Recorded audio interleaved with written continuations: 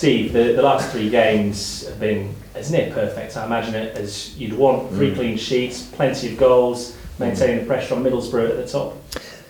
Yeah, well, the one thing we have to improve is we're away form.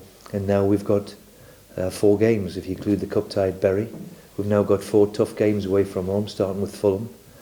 And really, our home form has been terrific. And if that stays solid, then that always gives you a chance. And if we can improve in the second half of the season away from home, which has got to be the aim, then that'll give ourselves a much better chance.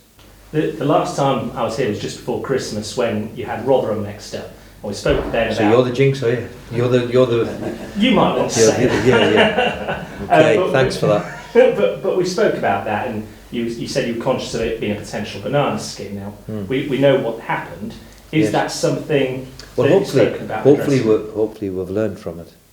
And the one thing in this league is if you think you have just got a God-given right to just turn up and got the right to just go and win, then you get your backside kicked, because that's what the division is. It's as genuine as they come. For me, it's the most difficult. Of course, the Premier League has got the big boys in it, and it's always going to be difficult. But this one, nobody can predict it. Nobody can predict the scoreline. Look at last week. You never thought that Bristol City would turn over Middlesbrough and Derby would lose at home. That's the division. You're not quite at it.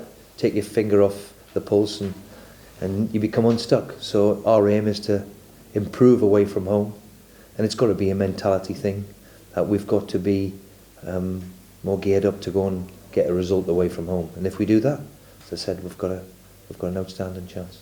On that note, I noticed this morning Deloitte have published their annual figures, and the Premier League clubs are by far the wealthiest on average out of the whole of Europe.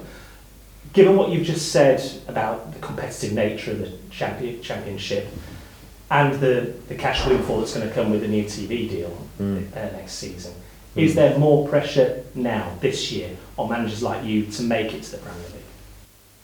Well, I think if you go by managers' sackings, that's always the key to it. So people are desperate to stay in the Premier League. That's why, unfortunately, half the teams at the bottom of the Premier League have sacked their manager. And I think something like half the teams have sacked their managers in the Championship because they want to get up and get a bit of the pie, if you like. There's no doubt about it. It brings added pressures, and of course we're aware of it. But as managers, there's nothing we can do in terms of what the financial reward is. We know how important it is to the club, and of course the owners of football clubs. We all know that. But I think it brings the pressures of why there has been 29 managers sacked already, and the vast majority of them are out of the Premier League and the Championship. So in that respect, of course, it puts added pressure on managers. But the one thing when you go out on a Saturday, really, the one thing you don't really think about really is money. Not in my experience anyway. So we've got to just put that to a side. We all know the rewards. Of course, we all want to be in the big league to have a bit of that money, managers included. And sure, players do the same. So the rewards are there. But I think a club like ours, after being in the Premier League for a couple of years, it wants to be part of the Premier League. But then again, so does most of the Championship too. And that's why it becomes such a competitive race. When you speak about those rewards, though, looking ahead next season, the season after that, is it likely to get more difficult for teams that are in the Championship? Yeah, but we've seen this year 3 teams go up and they're there and make a fist of it so far. It's always going to be difficult. There's something like 47 clubs have been in the Premier League at one stage or another. 8 of them have been in from day one. So the other 12 clubs the other 12 positions seems to go round. We've seen, I think there's 8 teams in Division 1 who've been in the Premier League. So it's very, very difficult to get there and stay there for a club like ours, of our stature. But that's got to be the aim. We've seen it done. But, always round the corner, there's always that banana skin that a club like ours can slip out like we did last year. We've done everything we can to try and maintain a challenge. And we've now gone into the second half of the season in a good position. And let's hope we can maintain it. Abel Hernandez came in last season. I think he would admit that 4 goals in 29 games wasn't what he expected, but 16 already this time around. Is this now just a case of 12 months on, he's settled into the English game? Well, of course, he's in a different league too. But there's no doubt about it, he's better equipped now than when he was 12, 18 months ago when he walked through the building. You know, he's got a little grasp of the English language, I have to say little, but he's now completely used to the competition. It's fierce, and we've learned too, like, you know, 2 weeks ago we give him 10 days off because, you know, this time last year he dried up and became very difficult for it because he was looking for the winter break and it wasn't there. And, you know, to play Saturday, Tuesday repeatedly, he thinks it's bonkers, you know, which most people do. So the amount of games, getting used to everything concerned with the bell has been a bit of an issue, a problem. But thankfully, touch wood, he's starting to show that class what we all knew he's got.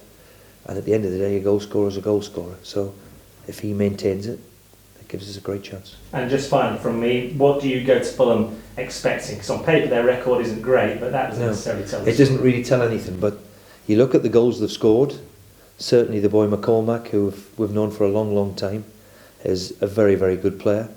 When you look at what they've invested in their squad, they've got some very, very good players, especially attacking players, and we'll have to defend well. And if we defend well and give ourselves that base then of what we've got in the team at the moment, I'm always confident that we're going to produce a chance or two. Hopefully we can take them, but it's never easy.